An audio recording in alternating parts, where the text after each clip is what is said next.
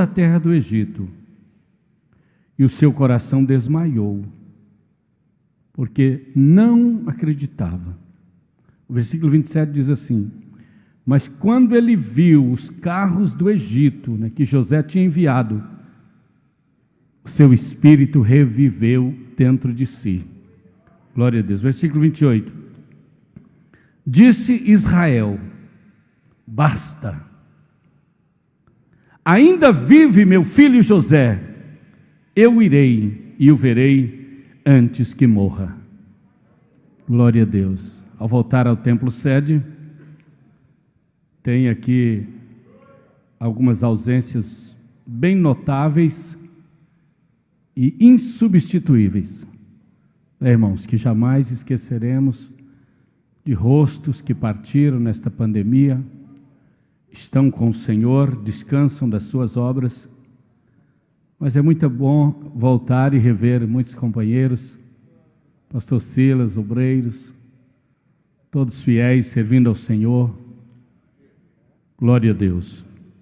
Basta, que enquanto o céu não chega, ainda podemos rever os queridos irmãos, a igreja do Senhor, embora estejamos tão distantes.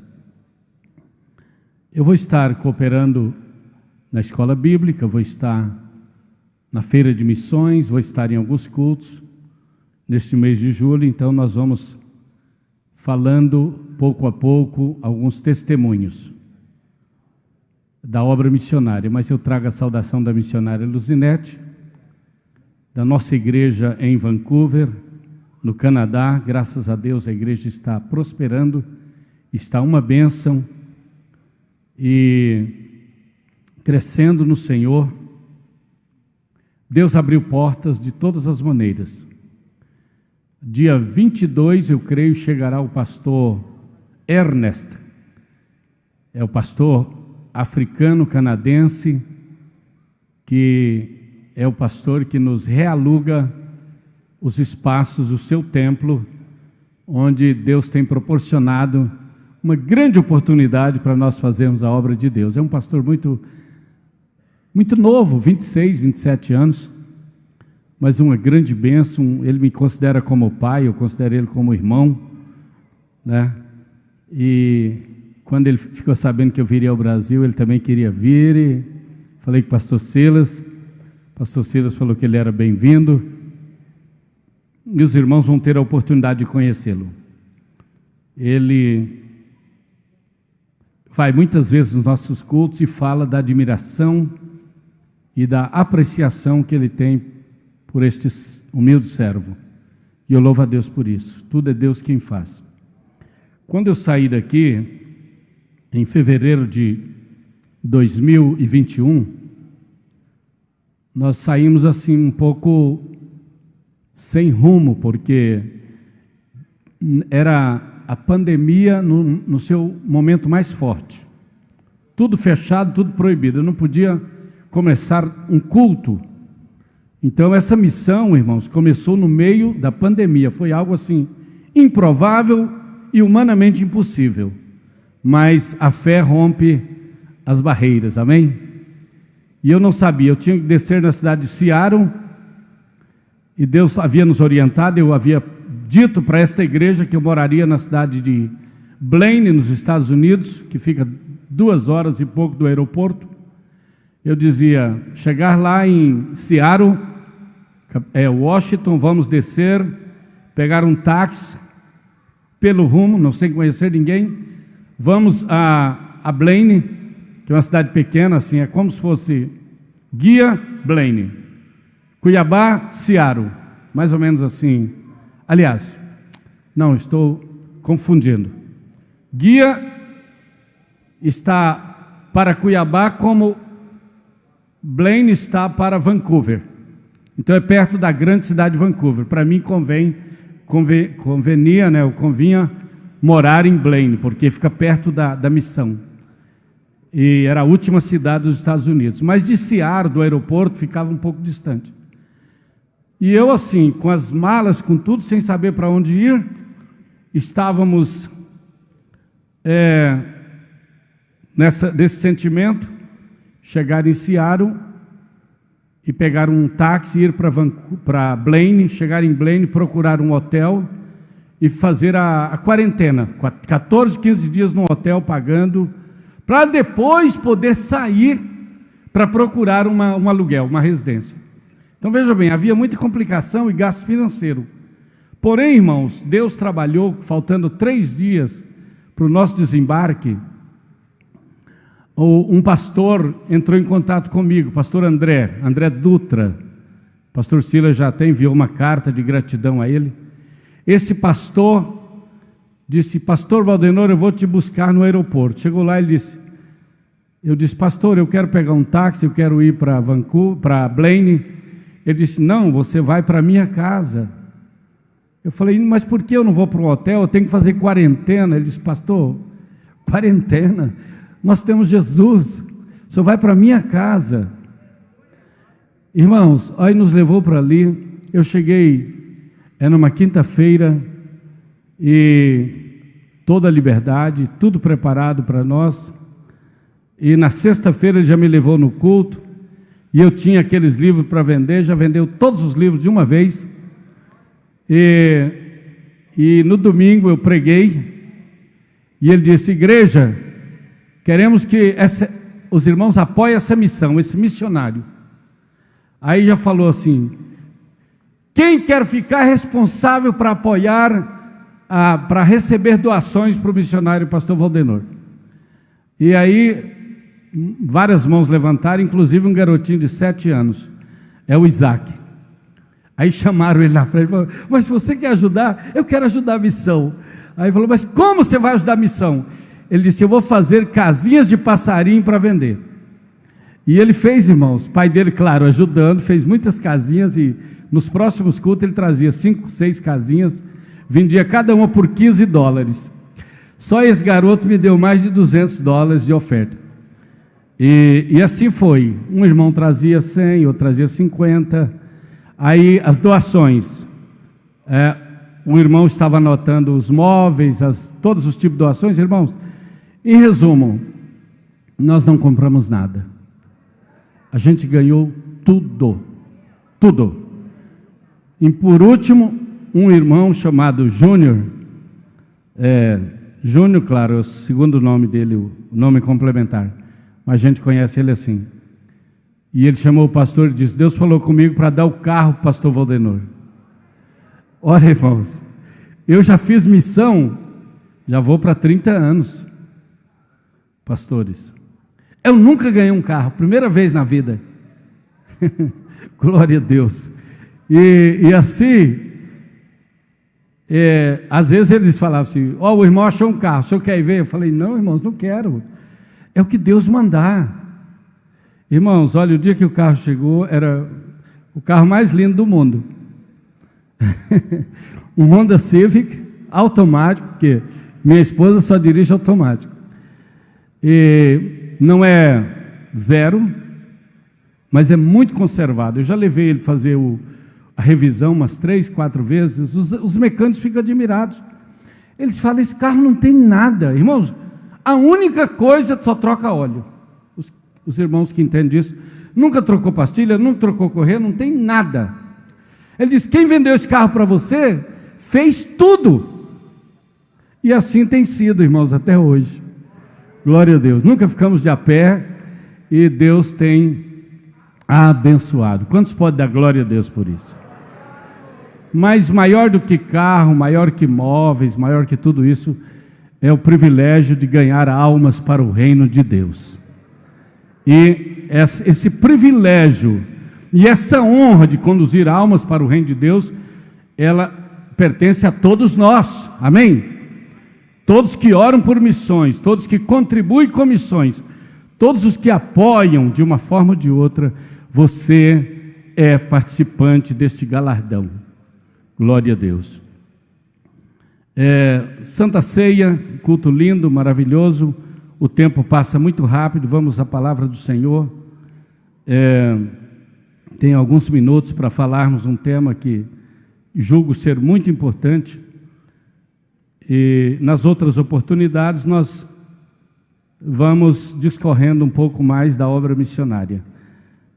Louvo a Deus e agradeço ao ministério, pastor Silas, especialmente de estar aqui, pastor. Glória a Deus. Se alguém puder me servir uma aguinha, eu agradeço. Lucas 23. Vamos ler aqui uma parte da crucificação de Jesus Cristo. Obrigado. Lucas 23, 33 a seguir. E quando chegaram ao lugar chamado a Caveira, ali o crucificaram. E aos malfeitores, um à direita e outro à esquerda, e dizia Jesus: Pai, perdoa-lhes, porque não sabem o que fazem. E repartindo os seus vestidos, lançaram sortes. E o povo estava olhando, e também os príncipes zombavam dele, dizendo: aos outros salvou, salve-se a si mesmo, se este é o Cristo, o escolhido de Deus.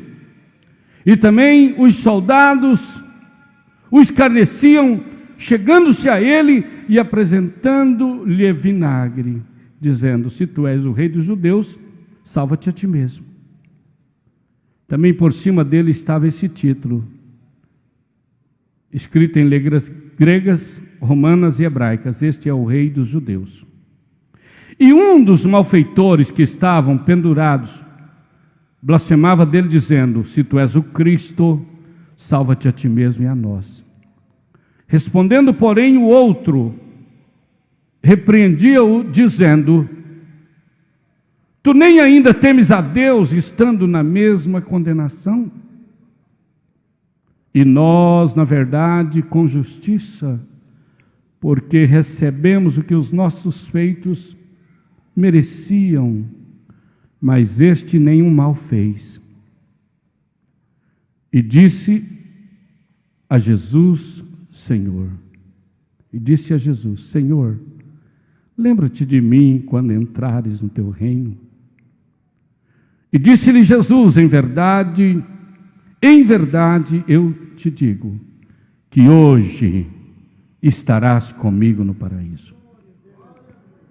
E era já quase a hora sexta, e houve trevas em toda a terra até a hora nona, escurecendo-se o sol, e rasgou-se ao meio o véu do templo. Clamando Jesus com grande voz, disse: Pai, nas tuas mãos entrego o meu espírito. E havendo dito isto, expirou. E o centurião, vendo o que tinha acontecido, deu glória a Deus, dizendo: na verdade, este homem era justo. E toda a multidão dos que se ajuntava a este espetáculo, vendo o que havia acontecido, voltava batendo nos peitos. Glória a Deus. Eu quero dizer para esta igreja que eu creio num Deus de justiça, mas eu creio num Deus de misericórdia. Amém, irmãos?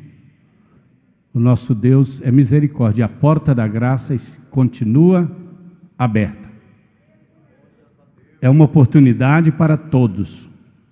Ela não fechou.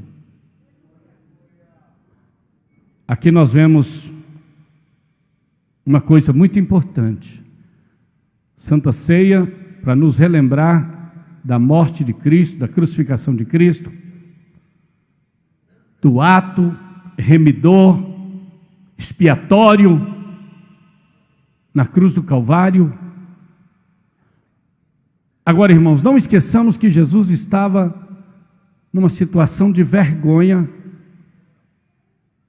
porque ali estava um homem totalmente desmoralizado. A palavra crux, em romano, em latim, era um xingamento. Dizer que um romano seria crucificado era praticamente uma blasfêmia. A um escravo era o tipo de morte mais cruel. O sofrimento de Jesus começa bem antes, porque primeiro ele tinha consciência de tudo que ele ia passar. Tanto é que ele, no jardim de Getsêmani, suando sangue, ele implora dizendo: Pai, se for possível, passa de mim este cálice. Mas se não for possível, seja feita a tua vontade. E a Bíblia diz que era tão grande a sua angústia, que foi necessário que descesse anjos para o confortar. Em situação de abandono, porque ele escolheu um grupo de discípulos, diz: fique aqui, orai. Pega os 3 mais íntimos e diz: vamos além, fique aqui, ore comigo, vele comigo, a minha alma está angustiada até a morte. Mas como líder, ele vai além, porque o líder tem que ir um pouco além. Ele deixa os 3 e diz: e se retirou distância de um tiro de pedra, e orava em grande agonia, dizendo: Pai, se for possível.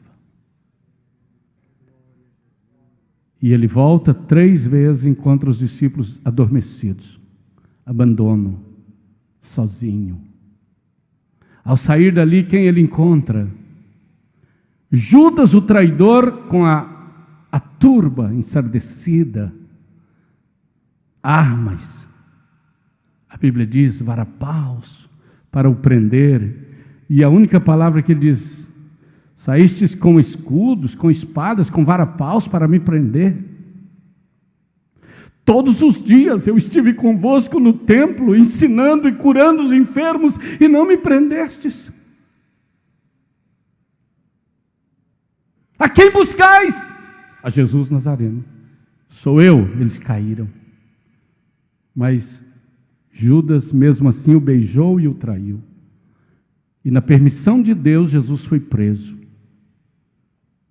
E sendo preso, ele foi julgado o pior julgamento da história, o mais falso. E sendo julgado, ele foi condenado a ser escarnecido, cuspido, despido, maltratado, olhos cerrados, batiam e diziam: adivinha, se tu és o Cristo, o Filho, quem te bateu, quem te feriu? Torturas, chicotes, o seu corpo todo retalhado, sangrando, ainda tem que carregar a cruz. A cruz era o maior ato de humilhação para qualquer ser humano, porque ali ficava a pessoa totalmente despido. Jesus, irmãos, não tinha nem aquele paninho que a Igreja Católica pinta nas cruzes. Não tinha, não é bíblico aquilo. Ali estava um homem na sua maior humilhação. Tão humilhante era a morte de cruz, que a única exceção que os romanos faziam era crucificar as mulheres de costas, para ocultar um pouco a sua frente, o seu corpo. Mas os homens não tinham esse privilégio. Dor, falta de ar, falta de apoio, porque a cruz, historicamente, e a crucifixão, ela é um pouco diferente do que nós conhecemos nas pinturas. Era para provocar mais aflição, mais dor. Agora, eu estou tentando resumir aqui. Você imagina Jesus vindo nessa sequência de dor, de sofrimento, depois de ter as suas mãos e os seus pés cravados na cruz, toda aquela zombaria, no ápice do sofrimento, da dor. Alô? Preste atenção nisso. Ele não teve uma palavra de condenação para ninguém. Não. Ele não teve uma palavra de: Pai, vinga-os. Pai, condena-os. Pai, faz justiça. Não. Eu não consigo entender, mas ele teve forças de olhar para aquele pessoal que o crucificava, que o batia, que o zombava, e dizer: Pai, perdoa-lhes. Perdoa-lhes. porque eles nem sabem o que fazem, eles não entendem. Irmãos, culto de Santa Ceia deve ser o culto do perdão. Perdoa, Pai. Aí depois vem os ladrões lá, um criticando, outro fazendo assim. Irmãos, a situação dos ladrões é de parar e pensar. Por quê? Você imagina, você está na encruzilhada da vida e da morte, você está no portão da eternidade, e você está diante do Salvador do mundo, aquele que pode dar a solução, aquele que tem resposta para tudo. E diretamente da frente, da presença do Salvador do mundo, um vai direto para o inferno e outro alcança a misericórdia e vai para o céu, porque ele soube aproveitar o momento de perdão. Pai, lembra de mim, tem misericórdia de mim quando entrares no teu reino. Mais um ato de perdão. Filho, tudo que você praticou está perdoado. Você arrependeu? Você esqueceu? Você não vai... Filho, está tudo certo. Hoje mesmo estarás comigo no paraíso. Sabe, irmãos, quando eu olho para os profetas da Bíblia, eles são todos irados. O profeta da Bíblia vai acabar com tudo, irmão. Vai destruir, irmãos. Você lê a Bíblia assim, então fala, Jesus tem misericórdia. Parece que nós que somos da graça, do perdão, do amor, tem hora que você lê, até nos Salmos, né? Tem salmos que se fala, sangue de Jesus tem poder. Mas sabe o que eu vejo nos profetas? Todos eles que são duros, termina com um ato de misericórdia. Mas se o meu povo voltar, se o meu povo arrepender, eu ouvirei, eu sararei, eu vou trazer de volta, eu restaurarei. Irmãos, toda mensagem dura da Bíblia termina com esperança. Esse é o nosso Deus. Por mais dura que seja a mensagem profética, ela só tem um objetivo: que alguém aproveite a oportunidade e clame por misericórdia. Irmãos, na Bíblia só não teve misericórdia quem não se arrependeu, quem não pediu, quem não gritou. Aí você olha como Saul terminou, mas por quê? Foi arrogante. Se você põe Saul e Davi, os pecados de Davi estão muito além dos de Saul, humanamente pensando. Mas também ninguém arrependia como Davi. Ninguém chorava como Davi diante de Deus. Tem misericórdia de mim. Não retires de mim o teu espírito. Não me lances fora da tua presença, Senhor. Eu nasci em pecado me concebeu minha mãe. Misericórdia. E Deus teve misericórdia. Irmãos, eu creio, pastores, que se Judas, mesmo depois de beijar Jesus, fosse lá e pedisse perdão, Jesus perdoava. Perdoava. Eu creio nessa restauração. Então você que está aí debaixo de condenação, está com medo, pecou. Irmãos, é tão fácil consertar isso. O dono do perdão está aqui. O dono da misericórdia está aqui. Aquele que nos ama está aqui. A porta da graça está aberta hoje.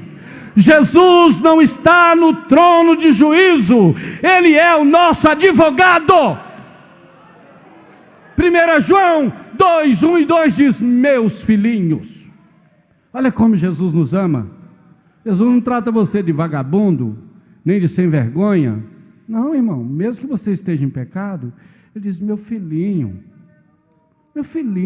meus filhos. Essas coisas, tudo isso aqui, toda essa Bíblia tão grande que parece ser, foi escrito para que nós não pequemos. Mas pode acontecer que acidentes acontecem, fraquezas, deslizes, somos suscetíveis. Mas, filhinhos, se alguém pecar, temos um advogado. Temos um advogado, ele ainda é o advogado, para com o Pai, Jesus Cristo, o justo. Ele é a propiciação, Ele é a oferta, Ele é o pagamento dos nossos pecados. Não somente os nossos pecados, mas os pecados do mundo inteiro. Aleluias! Gosto de Apocalipse 1:5, diz: saudação da parte de Jesus Cristo, o que nos ama. Olha, Ele nos ama, Jesus te ama. Jesus te ama, se sinta especial. O que nos ama e com seu sangue nos lavou dos nossos pecados.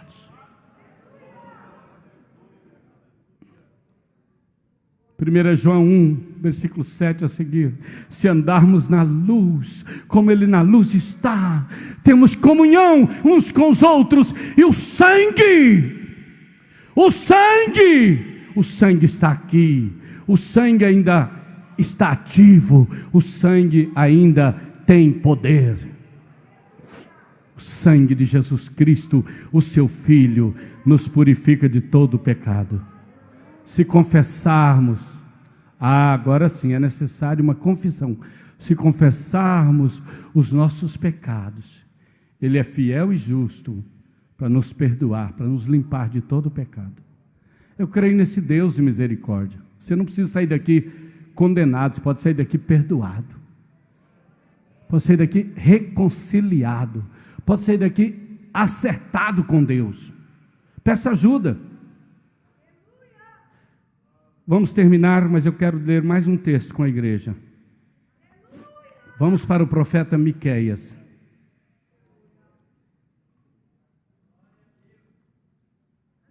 Glória a Deus. Miqueias capítulo 7.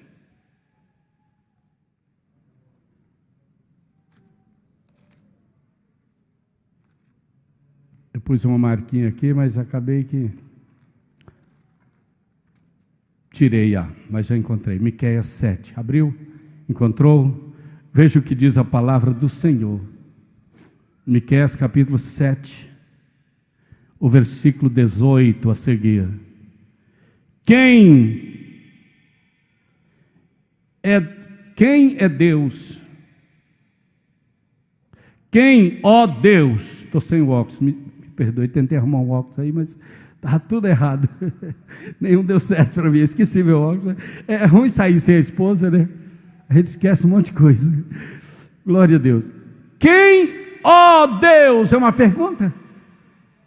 Quem, ó Deus, é semelhante a ti, que perdoas a iniquidade e que te esqueces da rebelião do restante da tua herança?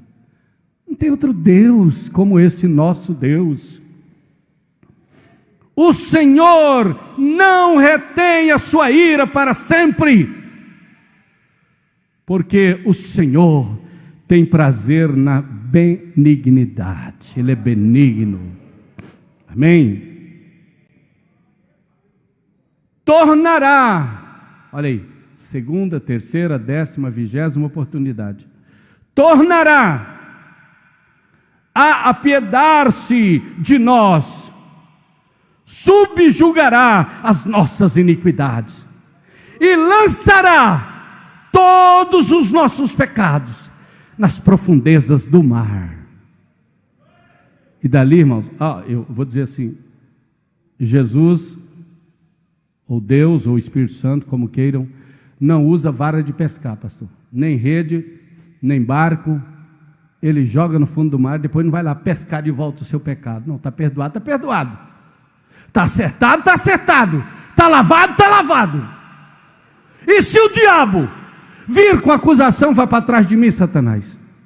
Quem tentará acusação contra os escolhidos de Deus? É Deus quem os justifica. Quem os condenará, se é Cristo quem morreu? Quem nos separará do amor de Cristo? Nada dessas coisas vai nos separar de Jesus Cristo. Amém? Está na hora